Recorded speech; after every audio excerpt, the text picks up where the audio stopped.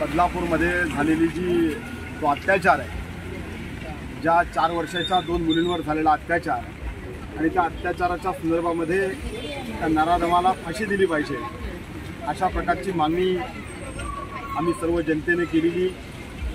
आणि खऱ्या अर्थानं आज ही फक्त बदलापूरपुरती मर्यादित गोष्ट नाही आहे, तर मला वाटतं साधारणपणे प्रत्येक जिल्ह्यामध्ये त्या अशा प्रकारच्या गोष्टी घडत आहेत।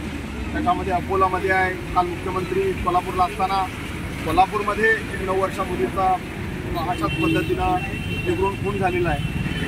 आणि हे सगळं बघितल्यानंतर कुठेतरी महाराष्ट्रातल्या जनतेचा आवाज हा दाबण्याचा प्रयत्न हे सरकार करतंय असं निश्चितपणे आम्हाला वाटतंय। खरं तर आज संपूर्ण महाराष्ट्र बंदची हाक दिली होती, पण माननीय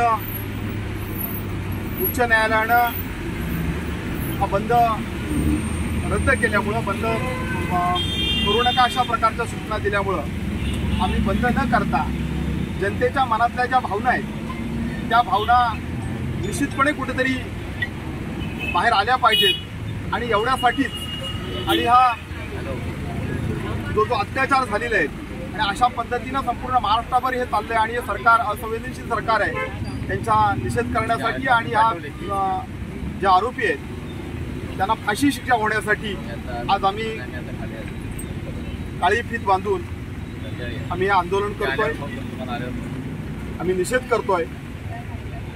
आणि या निषेधाच्या निमित्तानं संपूर्ण समाजामध्ये ही भावना आहे। खरं तर संपूर्ण समाज आज रस्त्यावर आला असता, पण ठीक आहे, आम्ही आमचं काम या ठिकाणी मला वाटतं निश्चितपणे आम्ही करतोय, आमच्या भावना आम्ही व्यक्त केलेल्या आहेत।